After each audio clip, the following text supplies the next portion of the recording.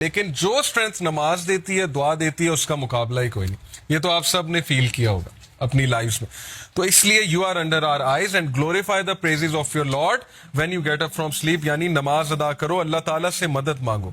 اب دیکھیے حفاظت کی بات ہے. کون ہے جو رسک میں ڈالتا ہے اپنے آپ کو اللہ کی حفاظت سے؟ الحفیظ، اللہ حفاظت کرتا ہے. اب ہم اپنے آپ کو رسک میں ڈالتے ہیں کیسے؟ صحیح مسلم کی حدیث ہے، whoever prays فجر is under the protection of Allah, so do not fall short with regard to the rights of Allah. اللہ کے رائٹس ہیں، نماز اللہ کا رائٹ ہے. We are bound by rights in this world. کوئی بندہ مجھے یہ ثابت کر دے میرے کوئی رائٹس نہیں ہے، میری کوئی رسپانسبلٹیز نہیں ہے، میں دنیا میں صرف انجوائے کرنے آیا ہوں.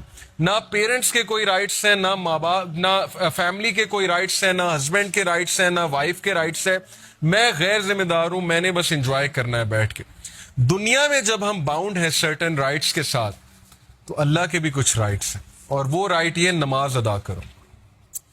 تو جو کوئی فجر نہیں پڑھتا تو پھر سوچ لیں، اس کا کاؤنٹر ویو یہ ہے، اگر بات یہ کہ اللہ کی پروٹیکشن میں آ جاتا ہے، جو نہیں پڑھتا پھر وہ رسک کرتا ہے اس پروٹیکشن کو. اوکے، تو فجر جو ہے وہ ہمیں پروٹیکشن میں ڈالتی ہے اللہ تعالیٰ کے.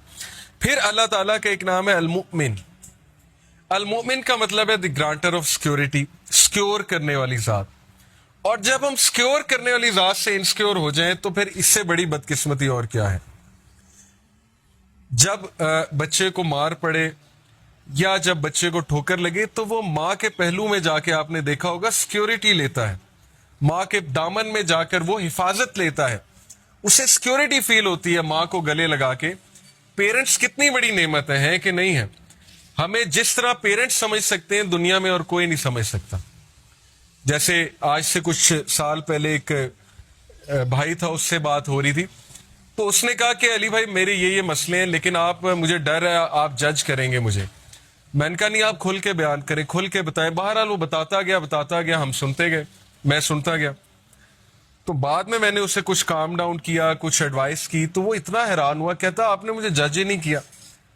تو میں نے کہا سوچو، میں مخلوق ہوں، اگر میں نے جج نہیں کیا تو اللہ تعالیٰ انفائنائٹ ٹائمز، یعنی تم اللہ سے ڈرتے ہو، اللہ سے بات شیئر کرتے ہوئے ڈرتے ہو. انسان تمہیں جج نہیں کر رہا، اگر تمہارا دوست اچھا ہے وہ تمہیں جج نہیں کر رہا، تو اس دوست کا خالق کون ہے؟ اللہ تعالیٰ ہے. تو المؤمن، سیکیورٹی کہاں سے لینی ہے؟ اللہ سے لینی. کس کے دامن میں جا کے آپ نے چھپنا ہے؟ اللہ کے دامن میں جا کے چھپنا ہے. اللہ کی حفاظت سب سے بڑی حفاظت ہے. اور پھر اللہ کا یہ ایٹریبیوٹ الوکیل. الوکیل کا مطلب وکالت کرنے والا نہیں ہے، الوکیل کا مطلب ہے ڈسپوزر آف افیئرز، افیئرز کو ڈسپوز کرنے والا. ہر چیز اس کی اجازت سے ہوتی ہے، خاص حکمت کے مطابق. اس کے پیچھے انفائنائٹ وزڈم ہے جو ہیومن بینگز انڈرسٹینڈ نہیں کر سکتے. ڈسپوزر آف افیئرز. جس بندے کا اللہ پہ یہ بلیف آ جائے کہ سارے کے سارے افیئرز اس کے کنٹرول میں ہیں، میرا کوئی کچھ نہیں بگاڑ سکتا، اگر اللہ اجازت دیں گے تو شاید کوئی تکلیف آ جائے، نہیں دیں گے تو پوری فوج میرے خلاف لڑنے آ جائے، میرا کچھ نہیں بگاڑ سکتی. خالد بن ولید کی مثال آپ کے سامنے ہے. صحابہ کہتے ہیں کہ وہ صف اول میں ہوتے تھے، اپنا گھوڑا دوڑا رہے ہوتے تھے، اور وہ شخص شہید نہیں ہوا.